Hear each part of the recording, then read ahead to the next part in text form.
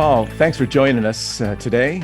You and your team at the Cheltenham Borough Council have done a tremendous job in implementing the government's COVID finance support programs in Cheltenham.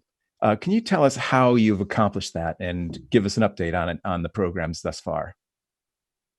Well, firstly, Dan, thank you very much for inviting me to speak. I have to say I'm really proud of the team in the way that they've responded immediately to this challenge. Rather than waiting for a software update, they designed a process that was robust and ensured we could really hit the ground running. We were the first in the county, one of the first, if not the first, in the country to get cash out of the door to businesses. Using our own cash flow and reserves, 230 businesses received grants totaling almost £4 million by the 31st of March, ahead of this council actually receiving any government grant. And as of today, 21.7 million has been paid out to 1,741 businesses, which represents over 95% of those businesses we've identified as being eligible. We're trying all means possible to get this number as close to 100%. We have a dedicated team, active ward councillors who are making every effort to contact the outstanding businesses on our list. Right. And it's not a competition, but the Borough Council has performed pretty well compared to other councils across the country.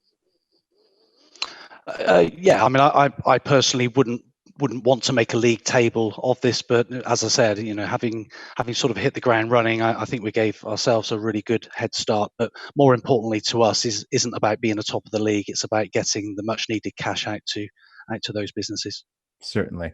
And you've also had to tackle a huge rebilling expense for business rates. How's that been going? Well, again, once again, the team responded admirably on this issue. As soon as we realised lockdown was on the horizon, we appreciated that many of our value businesses would be concerned about having to pay so many bills with no income coming in. 280 businesses were issued revised bills to increase the original 50% retail discount to 100% by the middle of March.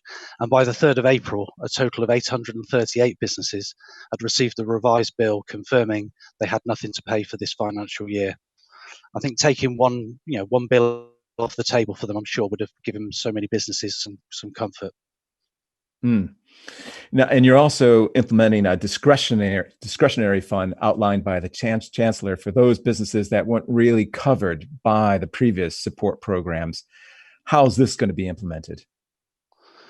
Right. Well, of all the challenges put to us by central government, this is probably the biggest to date, but both the team and I are really up for it.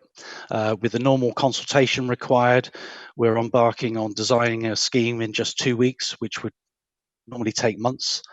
I've teamed up with my counterparts at Gloucester, Stroud and Tewkesbury councils to design a joint scheme that removes an element of the postcode lottery. In terms of the scheme itself, the guidance published by the government has asked us to direct funding to 4 categories. So that's small businesses in shared offices or flexible workspaces, regular market traders, bed and breakfast premises that pay council tax rather than business rates, and some charity properties. However, having consulted the Cheltenham Bid, Chief First Let, the County Council and the MP's office, we're aiming to include a 5th category. This will target the independent hospitality and leisure businesses rated above 51,000 who missed out on the first round of grants, as they will remain closed longest due to the lockdown. We intend to go live on the 9th of June with the application process as soon as it's been formally approved by the Cabinet. But as the criteria will be clear in the approved policy, we would aim to make payments with immediate effect on receiving a compliant application. Unfortunately, we only have been allocated 1.12 million for this scheme, so I'm afraid the application window will be limited to a 2-week period. Okay. And there's also a fund for signage for social distancing purposes around the town for businesses. Who is this targeted for? Right, but so Cheltenham will receive an allocation of £103,000 from the new 50 million reopening High Street Safety Fund, which was announced on Sunday. This fund will help councils introduce a range of safety measures to kickstart local economies, get people back to work and customers back to the shops. It will support a range of practical safety measures, including new signage, street markings, and temporary barriers, as well as being used to develop local marketing campaigns to explain the changes to the public and give them that reassurance that their high street and other commercial areas are safe. Cheltenham Borough Council is working alongside the Cheltenham Bid, whom are promoting their own Cheltenham Open marketing campaign, and we're also in consultation with the County Council to implement a number of these measures. I think it's fair to say we're also mindful that a cultural response from an economic perspective is also important, as we need to be a bit more creative than just investing in social distancing on the high street. Great. Okay. And lastly, health experts, say that in all probability there'll be a second wave. What have we learned to prepare for this?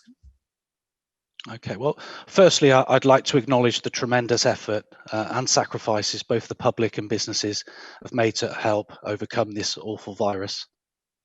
Equally, I believe the way that we've all responded and adapted to the measures put in place will make us stronger and more prepared for a second wave if it arrives, although the recently announced track and trace system will hopefully help to prevent this.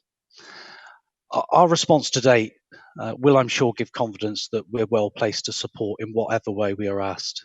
We're attentive to what the Chancellor says and regularly post updates via our website and social media channels. In Cheltenham, we firmly believe we have the people, skills and local solutions to deliver a recovery that won't just repair the damage, but it will offer the opportunity for renewal, improvement and strong sustainable communities.